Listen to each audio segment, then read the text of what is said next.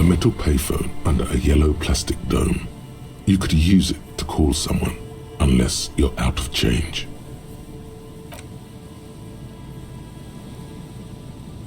You hear the tone.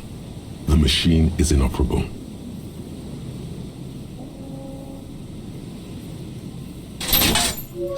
Calling. Still calling. This feels wrong. Should you be doing this? End of tone. Someone picks up. Pierre? Is that you, Pierre?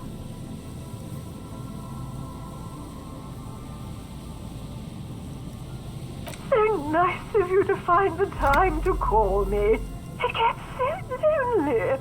Even the animals have died. Are you sure you're Pierre? Your voice, it's different. There. Chrysanthemum. Her voice is drowned in white noise. Sounds like waves washing a beach, growing in volume until the call suddenly disconnects. You get a sinking feeling. It makes you look if Lieutenant Kitsuragi overheard you. To your relief, he did not.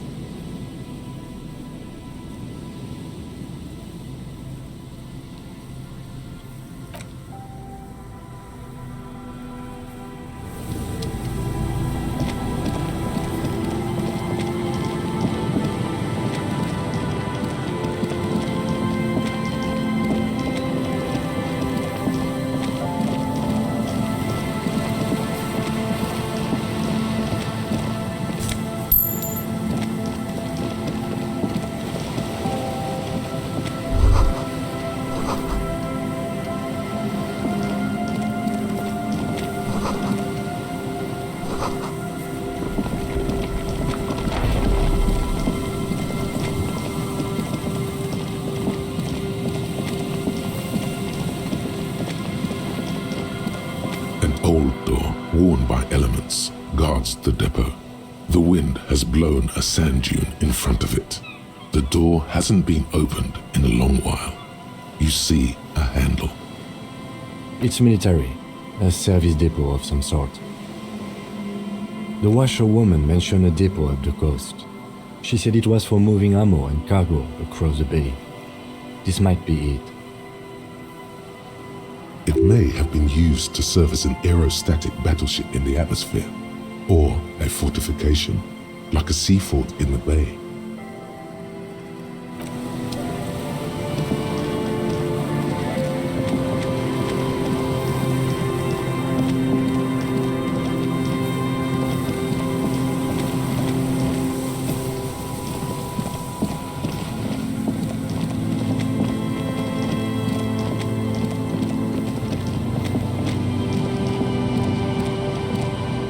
Wooden doors, more than twice your height, stand shut in front of you. The rectangular sea-worn ornamentation appears in stark contrast to the padlock, carelessly drilled into the wood. The carving on the door is block-like and angular, like the church itself. Two large beams shoot downwards, sinking into the wood before they reach the threshold. The surface is smooth from the wind, but moist to the touch.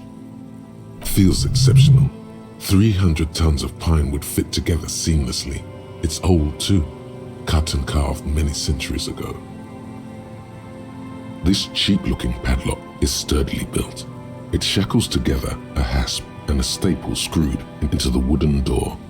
The lock is adorned with a yellow sticker. It'll be easier to break the staple than the lock. Also, that sticker is interesting, somehow. You see a yellow circle with two X's and a big curve below them that looks like a mouth. You're pretty sure you haven't seen it before, but what the symbol depicts is clear enough. A smiling dead guy. The curve makes it smile, and the X's make it dead. There is something blindingly modern about this symbol. Its modernness puts to shame everything you've seen before. It's the contrast between the cheery, chemical yellow and the rigor mortis. As if the cheery guy didn't know he was dead, or the dead guy didn't care that he was. Either way, you get the sense the forces of future are at work here. He takes off his glasses and uses a blue handkerchief to thoroughly wipe them clean before inspecting the sticker. Then he looks up, pauses, and replies. No. Looks like a dead man smiling. Suggests junior delinquency. For Revachol aussi, the moral intern defined junior delinquents as minors between the ages of 10 and 16 who have committed an act in violation of the law.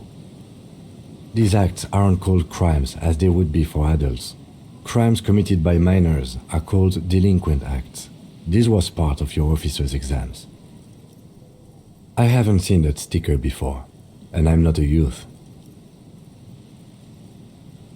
That level of conceptual thinking is not part of my skill set. There's nothing like the sound of a sticker unpeeling. Now it's stuck to your thumb.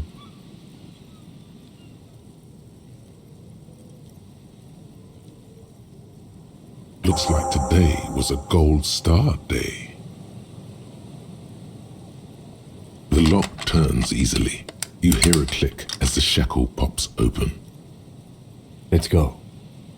A great whoosh of air rushes into the dark innards of the church, as though rushing to fill a great vacuum. In the heart of the city,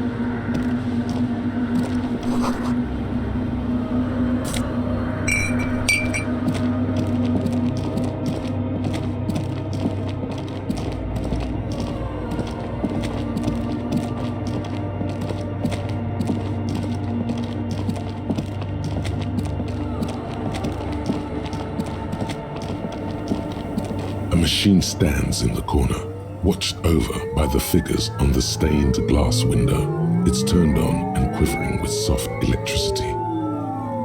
Another radio computer. And this time it's already turned on. We should leave.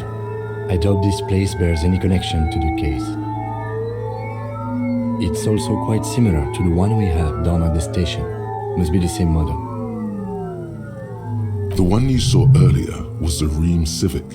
This is the Ream Prefect, a model number RC7024, equipped with a Fell mainframe and a Ream-compatible interim printer.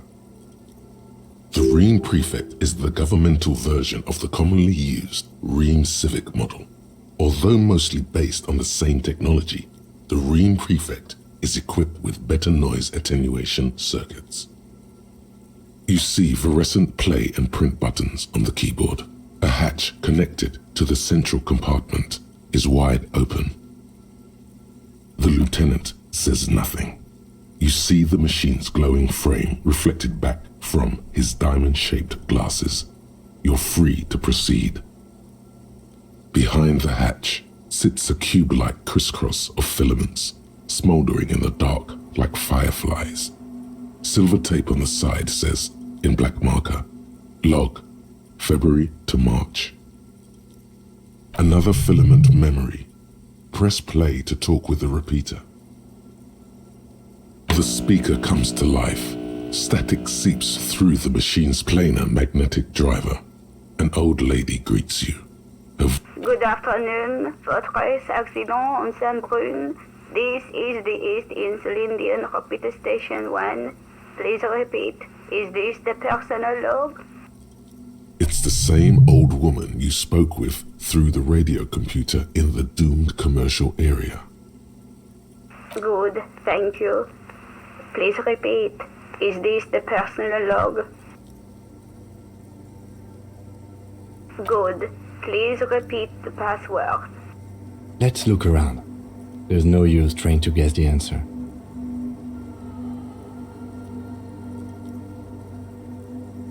Received. I will register this login attempt. Votre accident. Is there anything else I can do for you today? Goodbye, votre accident. The machine's keyboard is still illuminated, revealing fluorescent play and print buttons. Nothing happens.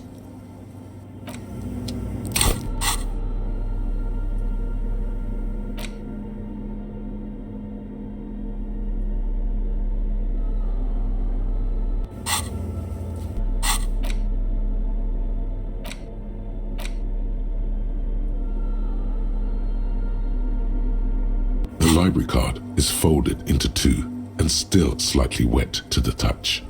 The front side reads, Central Jamrock Public Library Card, issued to Billy Mejean, expires July 53. Billy is a unisex name. Could be the deceased or his family member. Whoever owns this card is an avid reader. You find a list of books written in blue pencil. Radio thriller. Stand a little less between me and the sun. The last one in the list is The Glinting Curve by M. Theobald. A library stamp indicates that the book has been returned. Most of these titles seem to be in the sci-fi genre, some thrillers too. If lost, please return the card to the library. Dial 005 02 55211 or visit us at Moreau Street, 78, Jamrock. Business hours 900 to 1800. Good. We should give them a call from my kinema. See if we can learn anything about Billy Mejean. Good idea. There was plenty of information here to go by.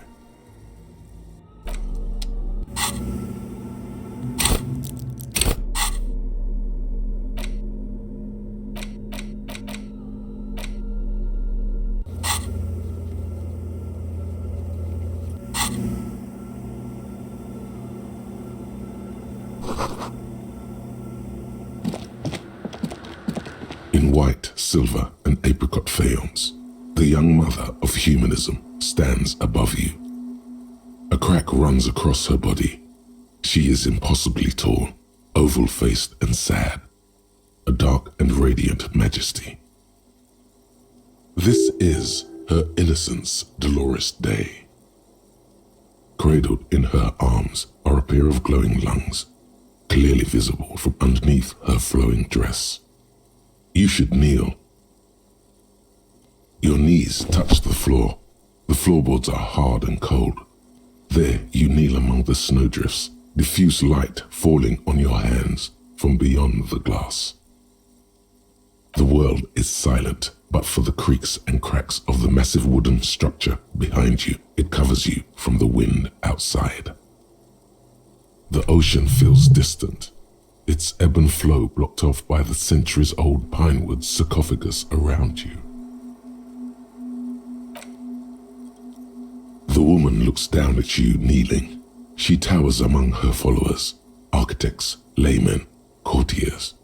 There is a sad smile on her lips and a glint in her green-blue eye of what? Compassion? Remorse? She acknowledges the passing of someone who is still alive.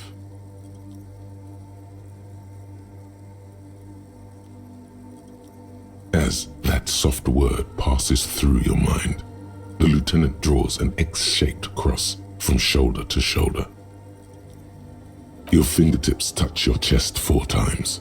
Then you rise from your knees into the apricot-colored light of the window. Above you, the woman still smiles her distant smile, sundered by the crack in the glass. Despite the damage you've done to yourself, the title appears lodged in your hippocampus. This is her innocence, Dolores Day, the innocence of humanism, internationalism, and the welfare state.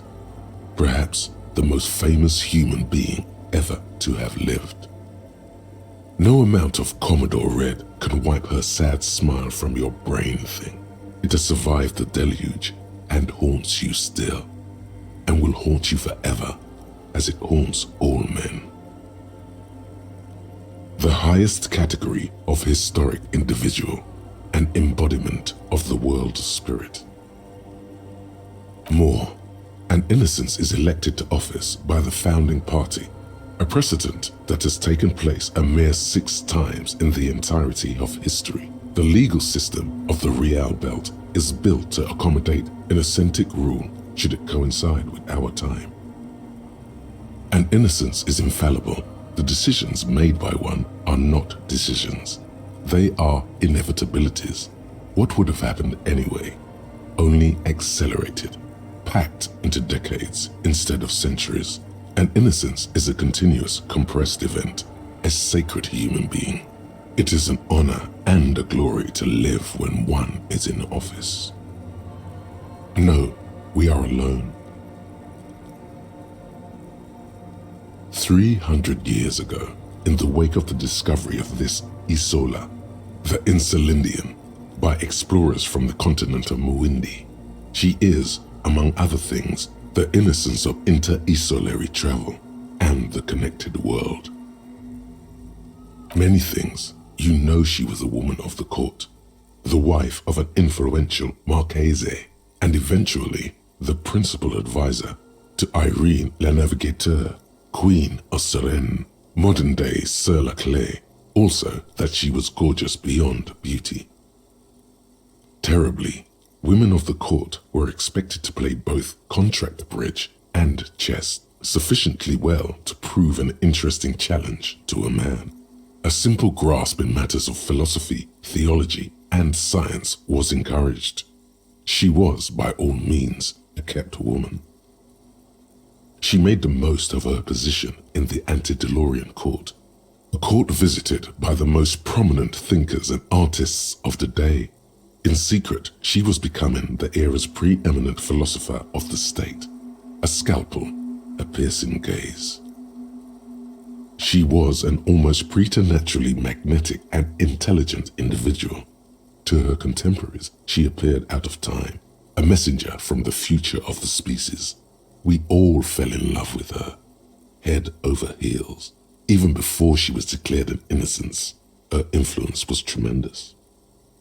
It was on her advice that Irene la Navigateur sponsored a number of voyages into the Pale, a costly, often tragic endeavor, ultimately vindicated by the discovery of the new world, the piece of reality you're standing on.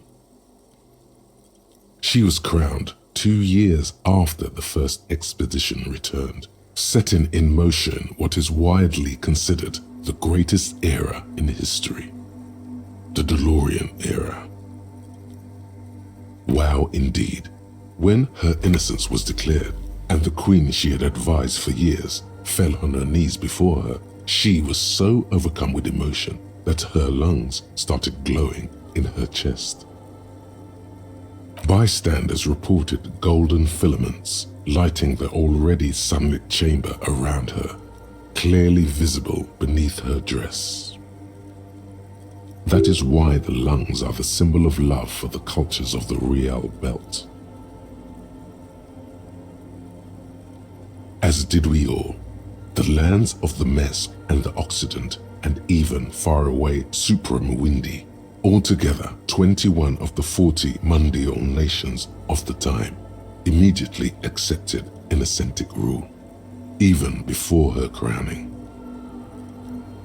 In a city called Advesperaskit in Vesper Messina, her homeland, the name of the city means evening comes, but it happened on a winter's morning with the canals frozen and slush falling out of the sky. She was dressed in a white and pearl dress on an emptied-out plaza with the crowd far away. Already her Theriers, the secret servicemen of the Innocents, were worried about an assassination attempt. Oh yes, she looked like humanity's young mother, a perfect mother, insultingly beautiful. It was as if her face and shoulders and hands were covered in a soft down of underfeathers. You know this well, very well. Midwinter snow was beating the cobblestones around her. A small attaché of officials stood by as her Theriers placed a white gold wreath on her head. The crowning was mostly witnessed by secret servicemen.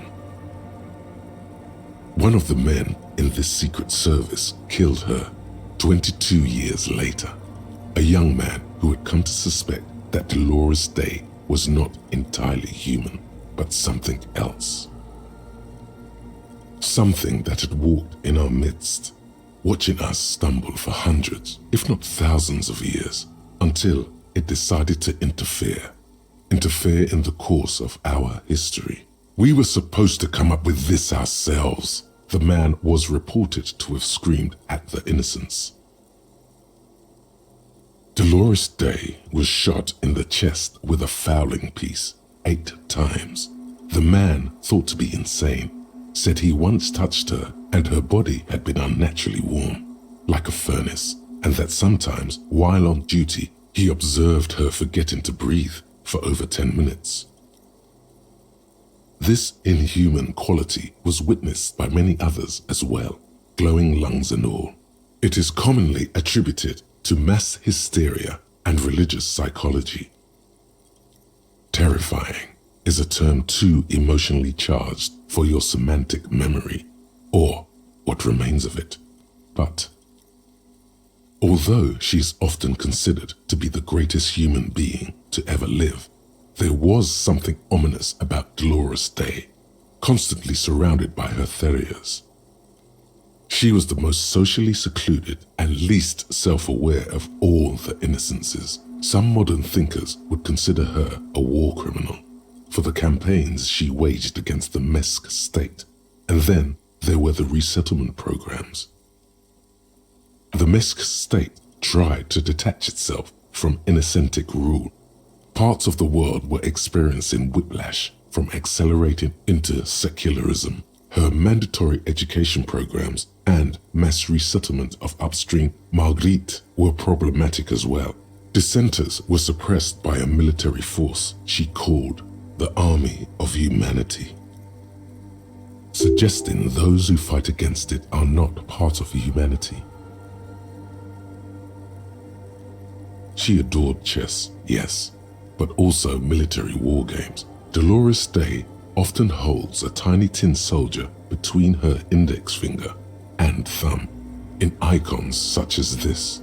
She was also blonde, the blondest woman you have ever seen, with green eyes the color of the Pacentic, mare interregnum. Little is known of her Marchese husband. It's as if he vanished from history after completing his role, which was to introduce Dolores Day to court. In conclusion, yes, there is something lonely, paranoid, and even terrifying that people seldom mention, but feel when they think of her. This subtle terror is part of her iconography. Lieutenant Euphrator, you've stood there for over 5 minutes. What are you thinking of, if I may ask? Yes, glowing lungs are quite unusual. After that one time, they have not been reported to glow. You know, this church, the coast, we shouldn't linger. Finish what you came here to do and let's move on. This isn't a good place to get lost in. The old woman in the village was right. This must be the DeLorean Church of Humanity in Martinez, or the small Pinewood Church in some records. It's a minor landmark, not easy to find. Most maps misplace it.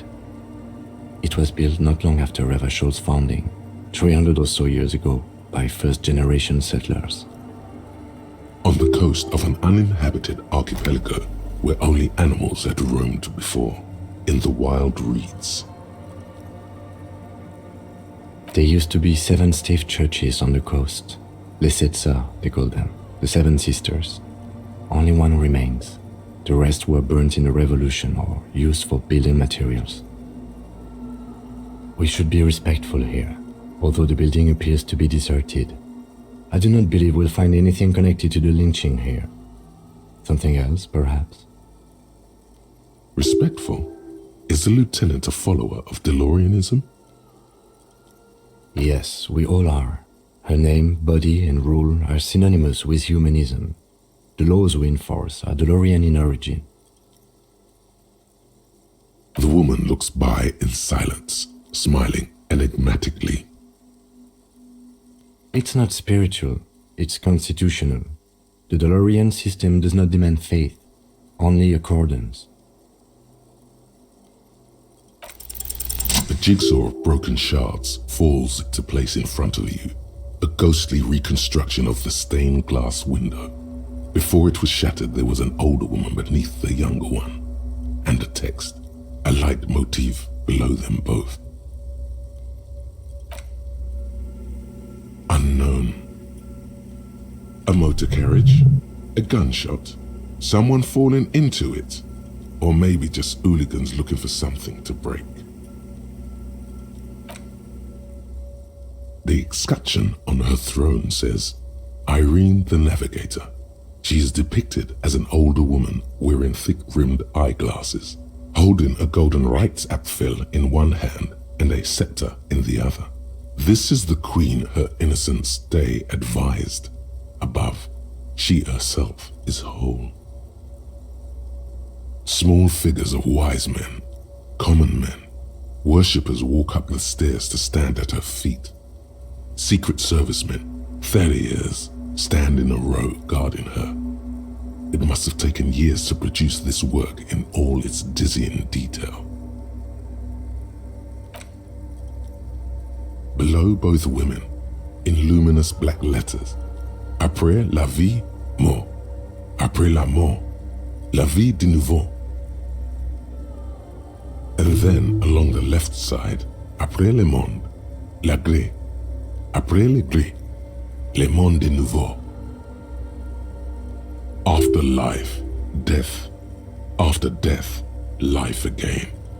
After the world, the pale. After the pale, the world again. This is the great leitmotif of humanism, a summary of the effect of the discovery of this Isola, the Insulindian, on human thinking. A tremendous sea change akin to finding life after death. Death, life again. After the world, the pale. After the pale, the world again. This exaltation is common in DeLorean sacralism. In the early years, it was even incorporated as the RCM slogan. No more, however. It was deemed subservient to use a strongly moral intern-related motto. We already suspected of bootlicking. The sentence was also seen as too feminine. It was a macho thing. Justice, union, prudence, and force. High school.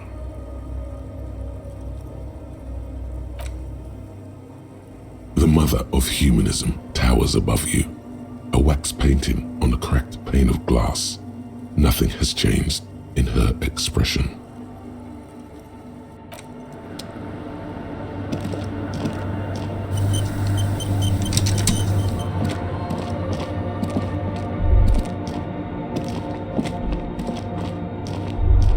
Hey, her innocence Dolores Day liked little figurines, right? Liked holding little men between her fingers, remember? You have the headless Falcon Rider figurine. You should give it to her. Win her back.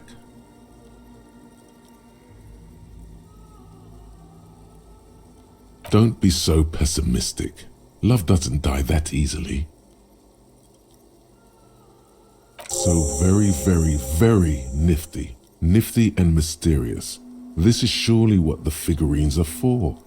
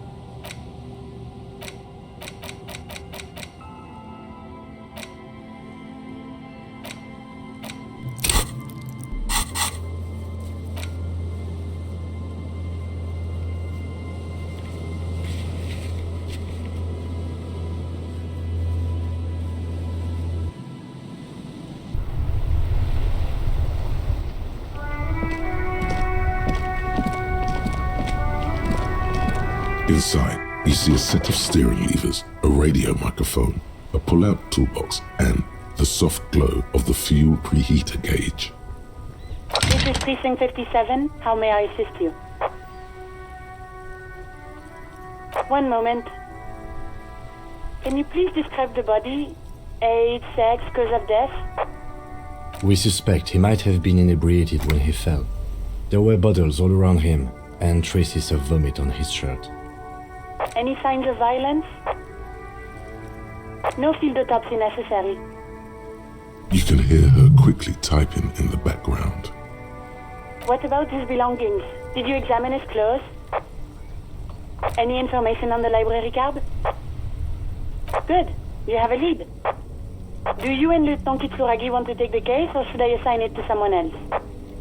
I have assigned the case to Lieutenant Kim Kitsuragi. Please follow up on this library lead to identify the man. We'll send someone to take the body to the morgue. That's all for now. Thank you for reporting in. Is there anything else I can do for you? Hold on, officer.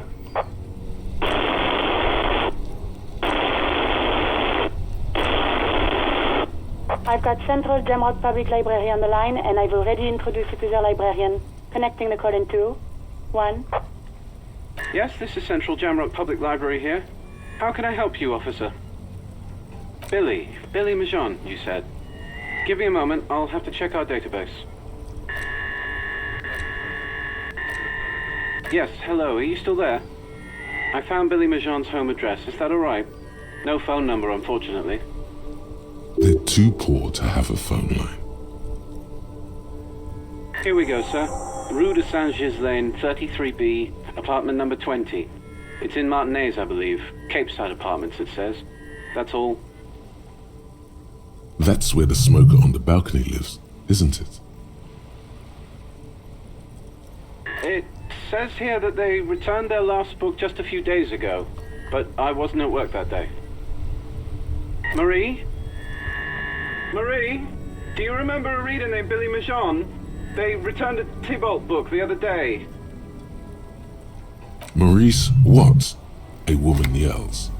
Then, yes, okay. If it was the police, she starts explaining something. Yes, it was my colleague Marie. She said that it was Billy's husband who returned the book. He also asked for this new sci-fi release, Lowe's Radio City 87, but we don't have it yet. Good. You have a name now. Marie knows Billy. She's been working here longer than me. Sometimes her husband returns some books for her. Sorry, no. Marie only knows him by sight. Marie! She said it was an older man, and that she's pretty sure he'd had a drink or two the last time she saw him. 1 second. Sorry, Marie wasn't really paying any attention to that. Happy we could help. Goodbye, officer. Anything else you need from me? Yes. The armor was produced by Fairweather in their facilities in Bétancourt sur la Clé in 42. It was part of a special order for Corps de Pharmacie, a security firm contracted to protect the interests of Oranese pharmaceutical companies in the Semenine conflict. So, it seems the armor went to Semenine. That's where the paper trail ends, though. Even the firm has proven difficult to track.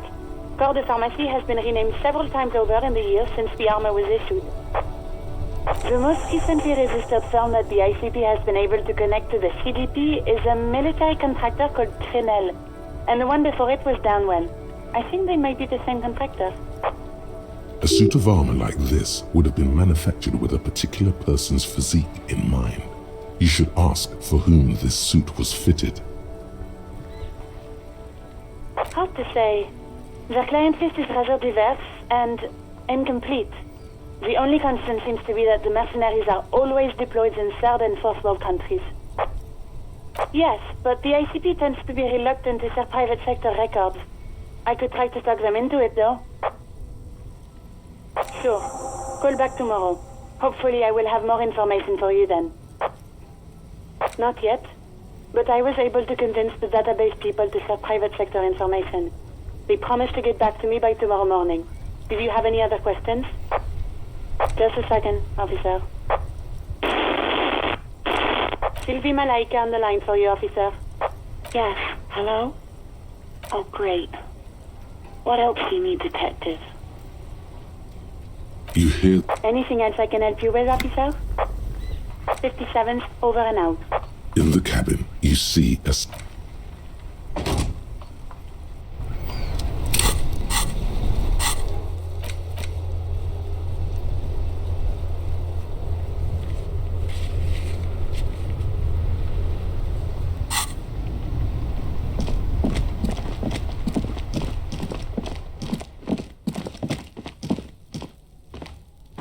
An old call box with a matrix of push buttons lists all the companies in the East Delta Commerce Center. East Delta Commerce Center? This must be the name of the doomed commercial area.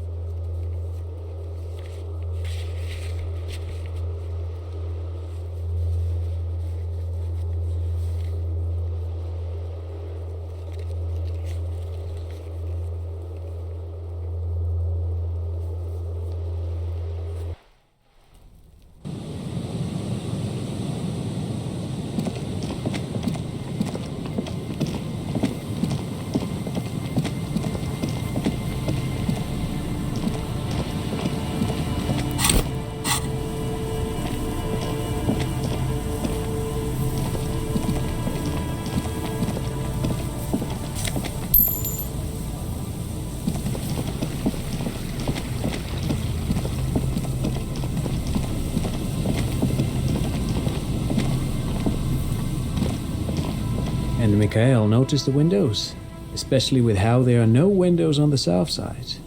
This was to deal with.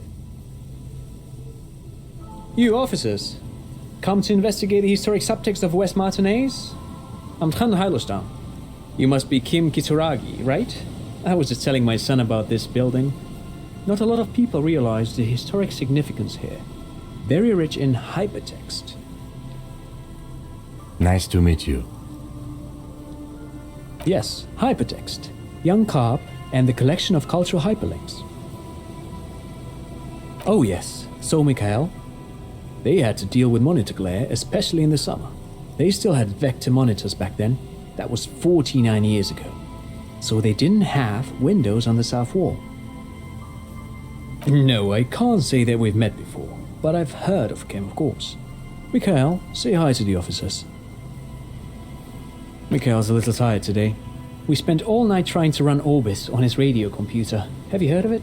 It's a programming language used in Grad. Quite tricky, but he wanted to play this Grad-made adventure program. We've been getting really into Worms lately. The man speaks in the artificial cadence of a professor, or someone who's been on too many radio shows. But I assume you're not here for giant worms when there are so many real things to see. Just as I was telling Mikhail before, this is where the Coalition landed in 08. We could be standing on what is the most interesting landmark in Revachol West. Wow, get a load of this guy. He really enjoys his trivia. The Orbis programming language was named after its inventor, Victor Orbis, a cybernetician from Grad. They run Vox in the Occidental countries. Aha! But it's not just any empty old building. What not a lot of people know is this used to be the R&D department of Felt Electrical.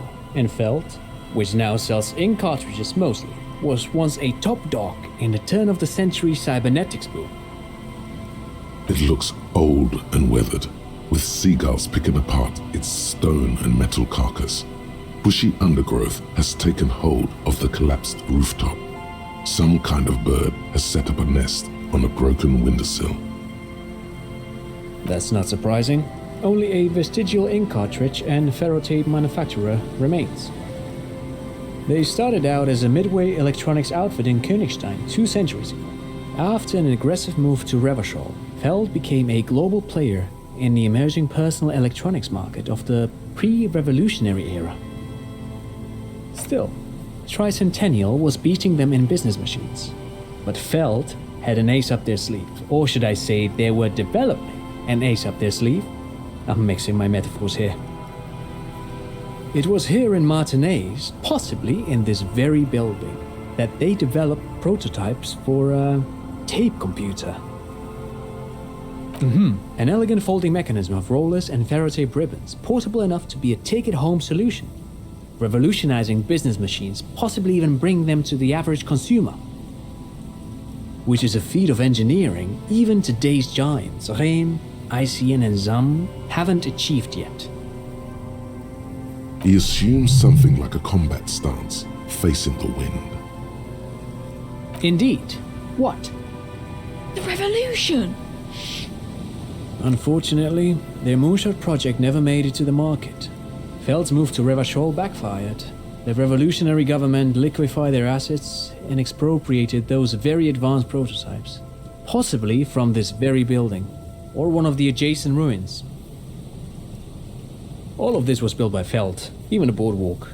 Wild Pines built Martinez proper as a resort for their middle management. Feld built this side of town for R&D. Yes, they even built a pleasure wheel, but that got destroyed in the war. A pleasure wheel? Yes, to lure in their star engineers. This part of Martinez was nothing but reeds before Feld arrived. They had to make the prospect of living here attractive. It was supposed to become a global center for innovation in cybernetics. But history had other plans. Oh, I'm afraid it didn't end well for the boys. But this story is a bit too dark for little Mikhail here. Now, if you were to ask about tape computers... He means that the boys got shot by the communists. The boys were bourgeois.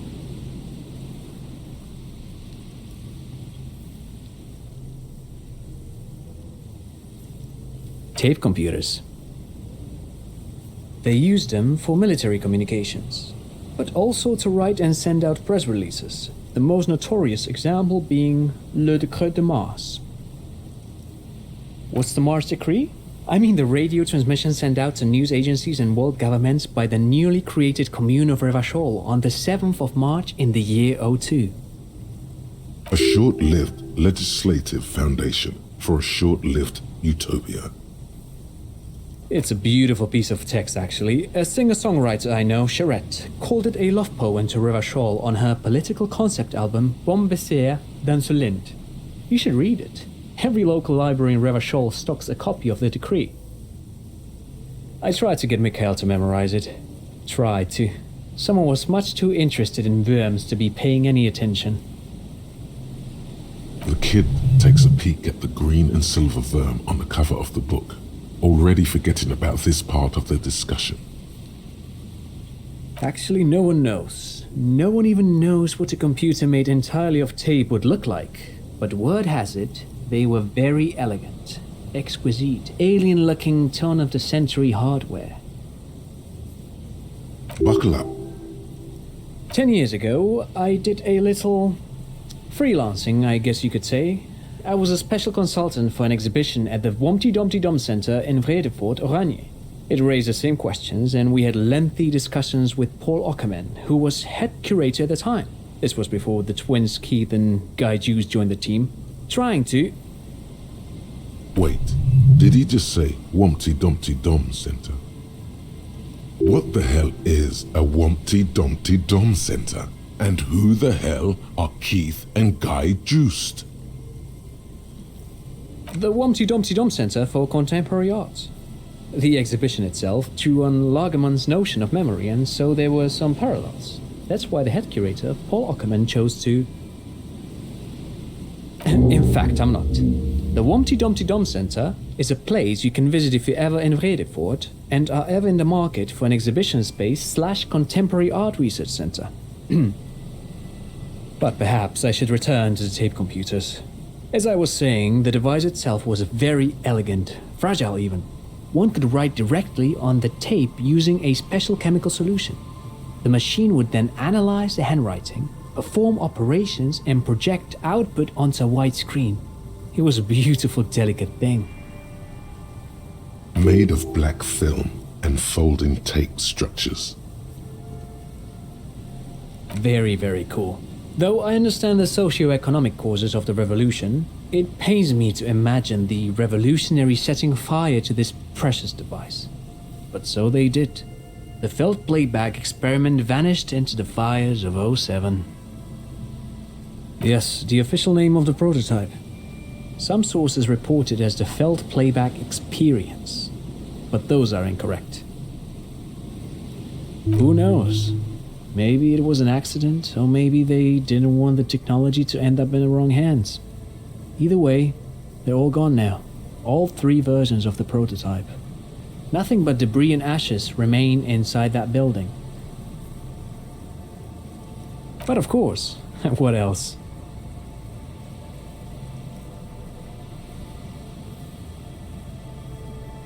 I do have some money, yes, but that's not what's really important here. No, I mean, come on. You need the money. If it's not a thing, he can give you some. Oh no, I don't have it on me, officer. I was talking in more general terms. I'm just spending time with my kid here, showing him around the lesser-known parts of our hometown. It wouldn't be wise to carry huge amounts of cash on such expeditions. Not that he would have to worry about being robbed. He looks surprisingly buff. Does he work out? I do some Lomantang stick fighting now and then. Lo Mantang stick fighting is a form of martial arts originating from the island of Lo Mantang. It uses slender wooden sticks for confronting the opponent. Actually, a great many cultures have their own version of stick fighting, such as the sacred Mabolo tradition of the Harli people, the name deriving from the butterfruit tree traditionally used for crafting the long, slender sticks, whereas the sticks used in other cultures. You doze off as he paints you a comprehensive picture of the history of stick fighting among mankind, seasoning it with unexpected pop culture references. Man, he's good at speaking. People must love him. But anyway, I'm boring you with details again. You were saying? Then I guess everything got said, right? No, thanks to you for having me and little Mikhail here to pick your brain. A very interesting conversation indeed. Pick your brain? If anything, this was rather one-sided. He did the talking. Whatever.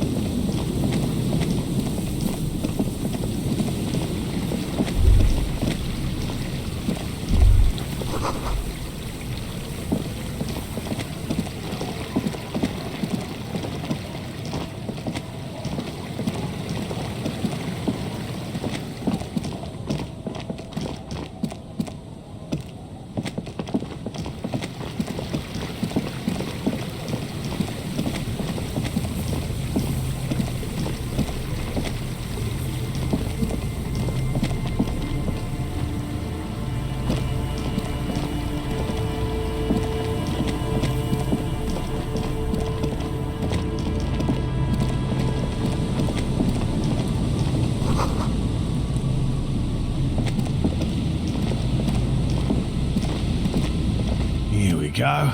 Nice and easy. No way out, little guys. Not out of this jam. There's a cylinder on the ground in which the man is arranging some netting. It looks like some kind of trap. He notices you. Who's there? Oh, the police. Hello, officers.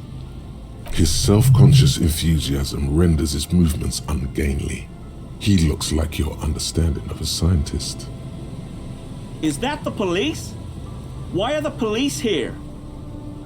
Don't worry, Gary. I'll handle it. To what do I owe the pleasure? That's sarcasm. He takes no pleasure from your appearance. Oh no, it's all right. I'm just busy. What's this about? Of course. Thank you for passing along the message. That damn water lock is broken, and we can't go all the way around the 881. The 881 is a raised motorway that separates Martinez from Jamrock. The labyrinth of streets underneath it makes it difficult to pass, not like walking over a nice water lock.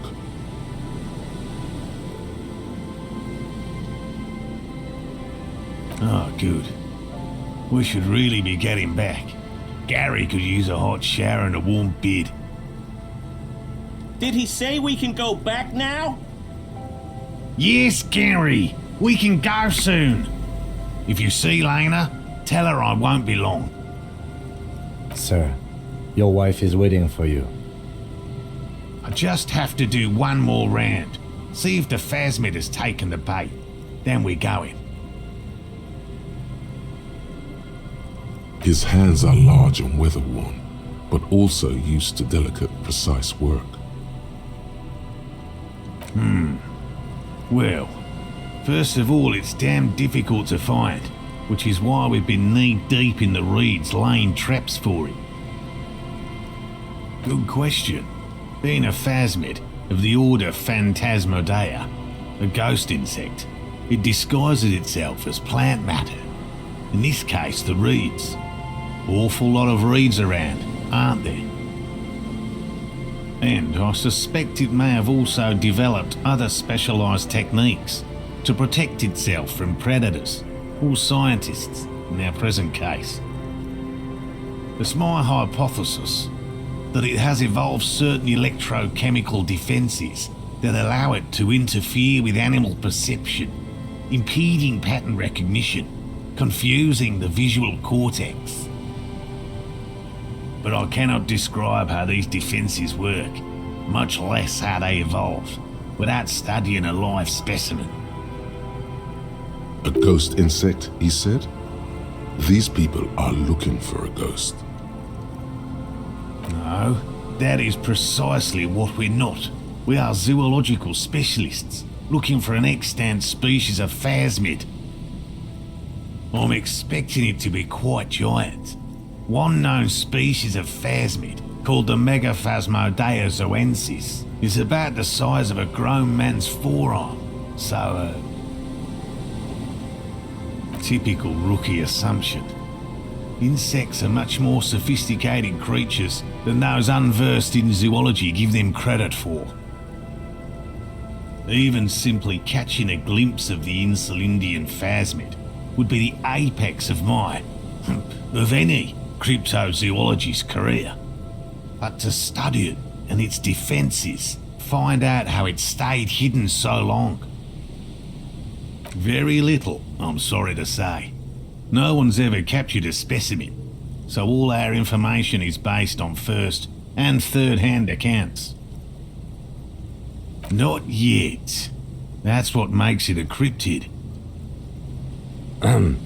Just out of curiosity, if there's no proof of its existence, how do you know it's real?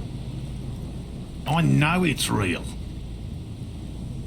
It's clear that his obsession with the phasmid is driven by something more than the pure pursuit of scientific advancement.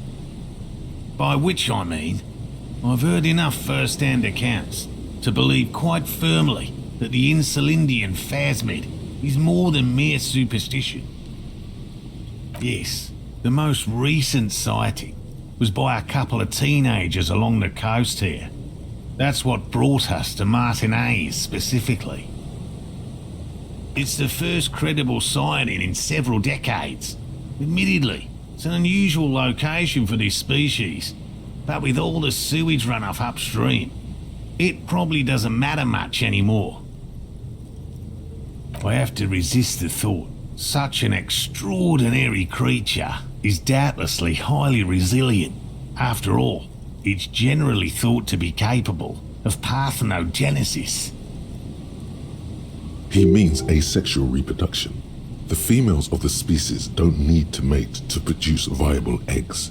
This makes it easier for a species with a small population to survive. Yes, the Insulindian phasmid is a very clever insect. That's why it's so damn difficult to catch. But as a scientist, I'll try my best to remain dispassionate. Well, they may not look impressive, but Lena designed them quite cleverly, so I'm sure they'll do the trick. Yes. Simple. Attracted by the locusts, the phasmid crawls down the funnel and, having eaten its fill, can get back out. At least, that's the intention. The net isn't a perfect solution, but we didn't want to use anything that might damage the specimen's delicate exoskeleton. Locusts. Nearly all known phasmids are herbivores, of course, but we've hypothesized that the Insulindian phasmid might occasionally prey on other insects.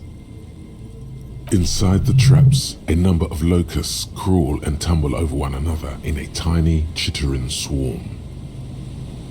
A meat-eating stick insect? Does it pretend to be the reeds as part of its ambush behavior? This seems unlikely. Thank you for your opinion. We have also included plant material in the traps to satiate your skepticism. They'll work, I assure you. The predatory hypothesis, using locusts as bait, accounts for the failure of previous efforts by other teams, which use plants. We have given this some thought. The traps do seem to be deftly and thoughtfully constructed. It's clear the cryptozoologist's wife knows what she's doing. Yes. What? By woman, you mean my wife, I assume? I will return to her. I can't leave before we finish with these traps. My wife understands that just as well as anyone. Come on, Morale. We've been soaking out here for days. It's time to go back. And leave the traps? Absolutely not. I won't let Lena down. Come on, she wants us back. I'm soaked up to my nuts over here. We'll both catch reed crabs if we don't dry out soon. Of course it's important to her. She's seen it. A verified sighting, on record. One of only 4 this century, and it's hers. She's seen it? Yes, that's how we first came to know one another, in fact. But that's her story to tell, not mine. Suffice to say, it's long been our dream to find proof of the Insulindian phasmid together. I can't abandon course now. No. The traps need to be monitored on a regular schedule. What would we do if the phasmid were to starve while we were sipping tea at the hostel? I could go for some trap setting.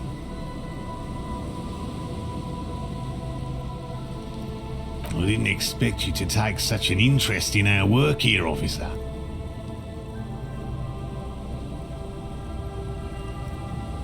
Yes, indeed. Both require a great deal of research, attention to detail, and, above all, persistence. There are 4 in total. One is to the south, on this little peninsula, by the boathouses there. is very near. Another we set in Land's End, to the northeast. It's behind a small sand dune there, on your way to the old radio tower, after the church. The third is set near the canal, where you crossed, by a concrete slab. A big thicket of reeds going up the slope, and among them, you should check at least one of those before returning to this one, since I just said it. This one's more of a technicality, but still, better safe and stupid than sorry. That seems like a lot. Do we really have time for this extracurricular venture?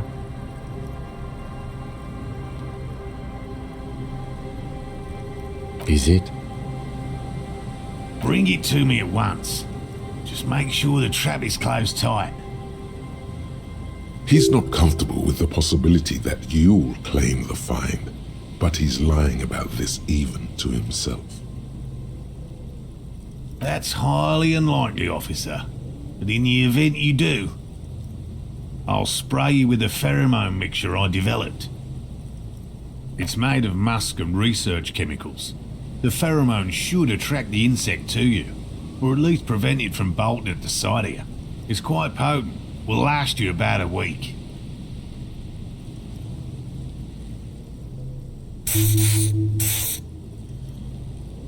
I hope you're not buying this.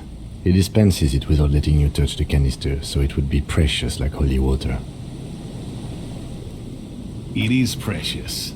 A single dose cost me 50 real to develop. Not that I expect you to understand self-financing one's own research. Right, which means you two can pack up and go back to the whirling. Finally, someone's talking sense. Thank you for your help. Gary and I will start breaking down camp.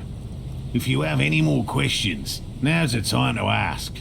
We'll be... If it's more cryptid-related business you want to discuss, you'll have time for that later too. But what if the information is vital? On the hunt? What about his eager-to-leave friend Gary there? Talk to him too, perhaps. I've just always liked animals and puzzles. Searching for cryptids is a bit of both. It's not child's play, just because I have to traipse through the mud every so often. Real. I know you think one is a respectable profession, while the other is superstition. Everyone does. Indeed, my methods do not differ from other scientists. I simply draw upon a wider variety of evidence. And as I said, I have yet to catch a cryptid, although I have come close. Close enough to keep trying. Interesting. Something for later, this close call. Everything from forgotten regional lore to newspaper accounts, like the one that brought us here, to look for the phasmid. I keep a very open mind. He's interested in things that people believe that scientists don't. Most establishment scientists only care about reputation and remuneration, not real research, and certainly not the truth. They're a cowardly lot, and both the field and basement archives can be dangerous places. No, very few cryptids are ever discovered, and not for a lack of trying. To stay hidden is a cryptid's primary quality. It's even in the name, cryptid. Of the list of cryptids kept by the Cryptozoological Society of Chemney, which is 4,082 items long, about 2,000 have been confirmed as hoaxes. 2 are categorized as confirmed discoveries. The rest are in differing stages of discovery, refutation, and data collection. Yes, the Chateau Quan forest pygmy, who turned out to be an extinct species of primate, and a cave salamander from Yugograd, who is, honestly, quite unremarkable. It's in a zoo somewhere. We cryptozoologists are brutally honest with ourselves. More so even than the public. With cryptids, most cryptids are hoaxes or they are never found. That does not mean we should stop searching. In fact, it is 0.05%. Ever more magnificent, should our search contribute to making that number 0.075%. He has clearly done his math on this. There is no surprising him or swaying his opinion. Yes? Alright. What cryptids precisely? I usually discuss these things with specialists, so I don't know what. We would have to discuss. He wants to say, but decides against it, since you've offered to help. A willow person. It's a long story. One non-specialist would find rather dull. Willow people? Not at all. They're not people, really. Some argue they aren't really animals, as they seem to have evolved directly from trees. They're very, very thin, almost flat in fact, and can camouflage themselves easily, wrapping themselves around trees and blending in with the tree bark. In that way, they're not too dissimilar from the phasmid we're looking for here. You probably have. Gary and I painted an entire grove's worth of trees in slow-drying paint. It was a bright lavender colour. I was hoping one of the willow people would get paint on it and not be able to camouflage itself. After waiting in hiding for hours, I saw a figure slip from one of the trees, a lavender shadow dashing through the grove. I chased it with a net, not very elegant. You can't be elegant in the field, and, well, it was faster than me. A lavender shadow. I know you think we were snacking on funny mushrooms. It's easier to mock someone than to admit that the world might be more interesting than you've imagined. Furthermore, I'm not saying it was a confirmed sighting. I'm painfully aware of what goes into verifying such things. There is a serious possibility that I saw a squirrel or a trick of the light. I am my own harshest critic.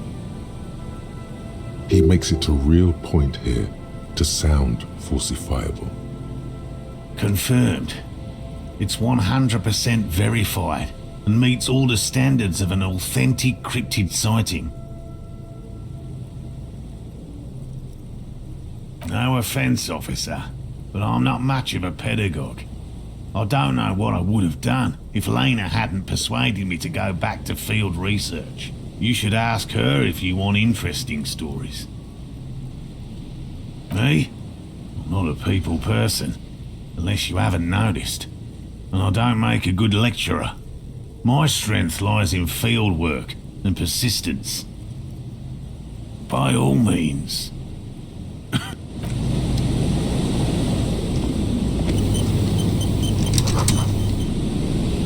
Hello, I'm Gary. Very generous of you to help us out, officer. Yellow man. I mean, officer. The lieutenant raises his eyebrows slightly and takes out his notebook. Yellow man. Interesting. This is something to ask him about, after a little probing first. I'm just waiting for my friend Morel to finish up with his insect traps so we can return to civilization. I like nature, just not this bloody coast.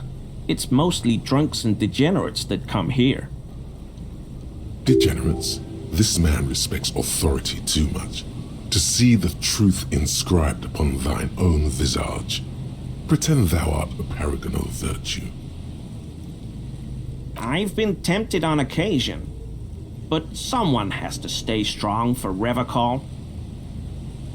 He pronounces Revocol with a hard K, unlike other people. I like to pronounce it the hard way, the old way, the Vespertine way. It's a secret rite. A very fringe nationalist handshake, probably. Garbage. You're a true patriot, and you know how it's said. The Seren way. The fine way. With an elegant s. Oh, so that's what the RCM in Martinez is about. Great. Great to hear someone's finally taking care of that. So you do know something about it? No. Nothing. He was some kind of mercenary. But everyone here knows that. I'm just glad to hear you're looking into it. That's all. He's not feeling very comfy in his clothes, is he? Strange. He didn't kill him or anything, but there's something going on here. My mug? Why would you think that? Really? I hear it all the time. All in jest, of course. No offense meant to anyone. Okay, I admit it. I threw the mug away in the trash container behind the hostel. I know I shouldn't have, and I am very sorry, officer. You're not going to find me, are you?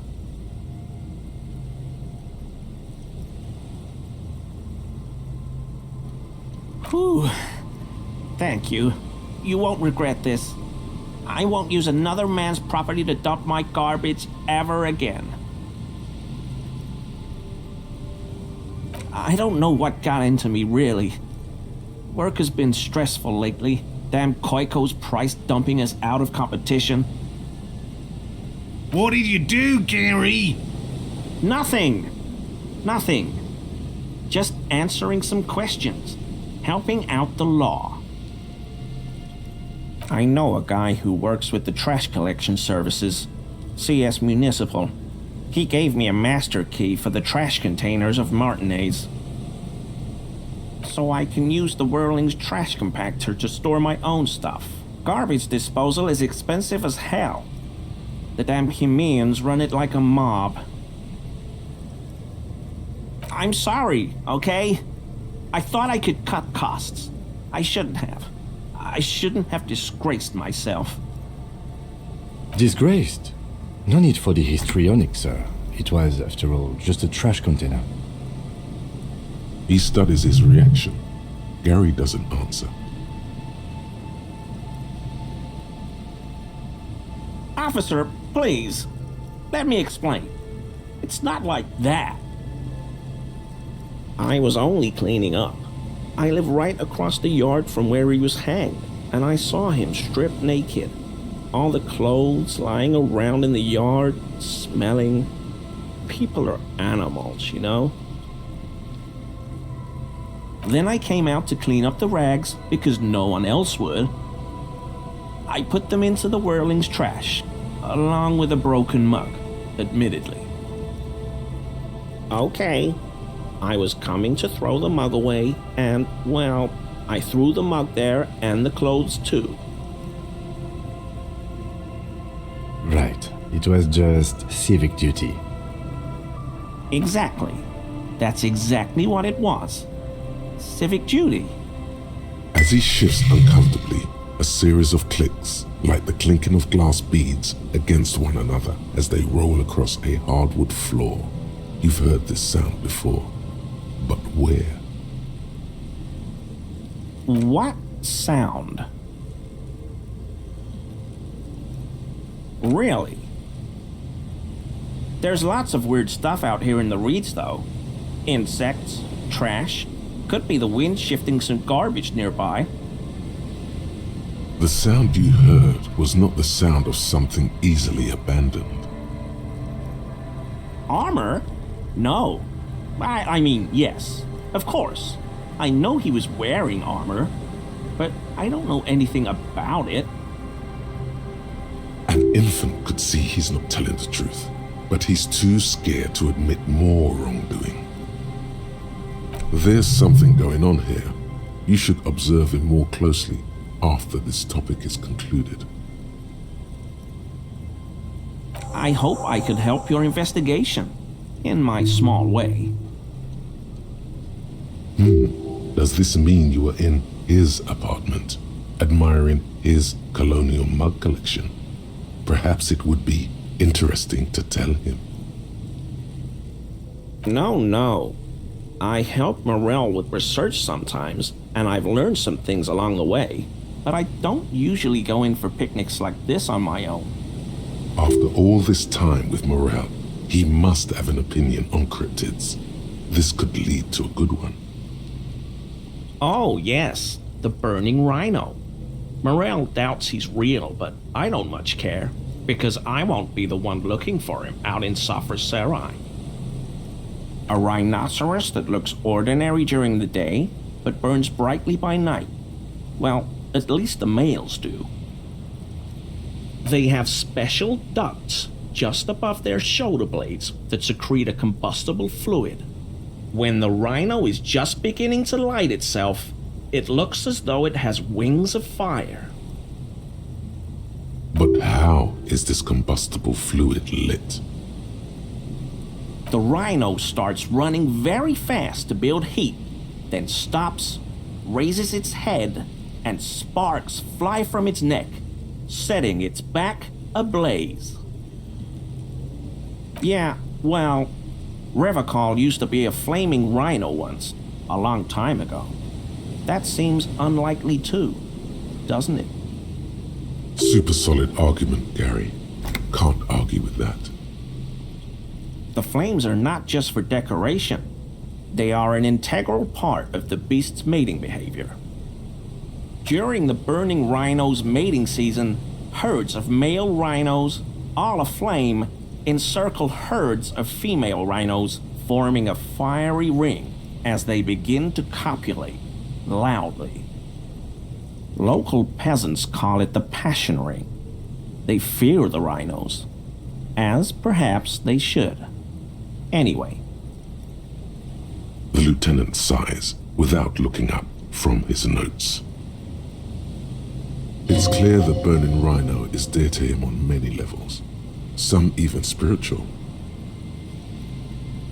Not many Sealites here, or anywhere, other than Seal. I meant no offense, truly.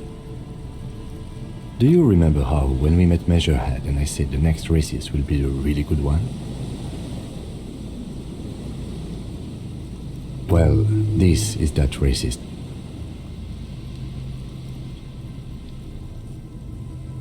Hey, man, all I meant was there are not many Sealites around here. I'm just stating a fact. No problem at all.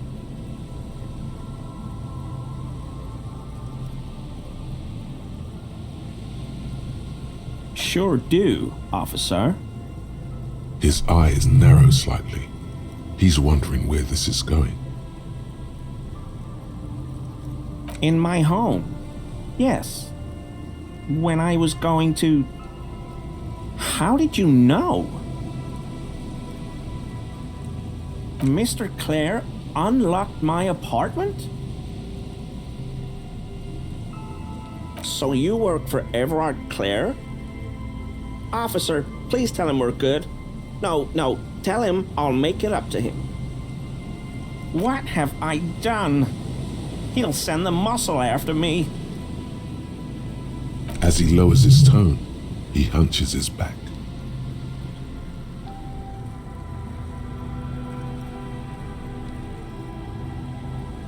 I was probably talking too loud in the whirling the other night about some theories. Stupid. Shouldn't have run my mouth loud like that. I won't do it again. If there's anything I can do to assist you, or the Union, just ask, okay? I'll try to help if I can. This scared him proper. He's positively melting from fear.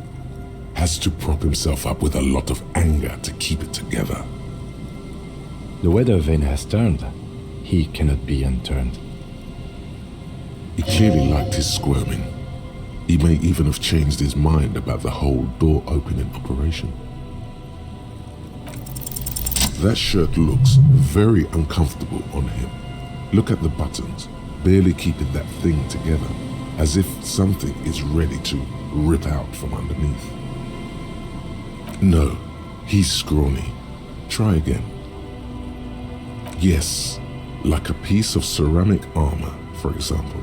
One that makes a clicking sound when the plates meet each other, resembling pearls or marbles, stolen from the corpse in the yard near where he lives.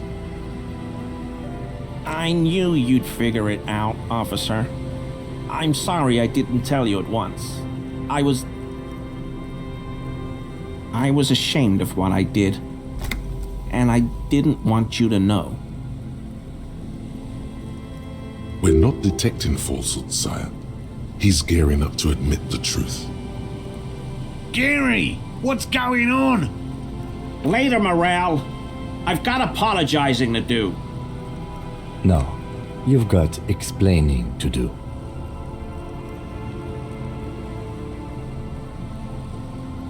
Everyone was picking those pieces off him, and I was watching them do it.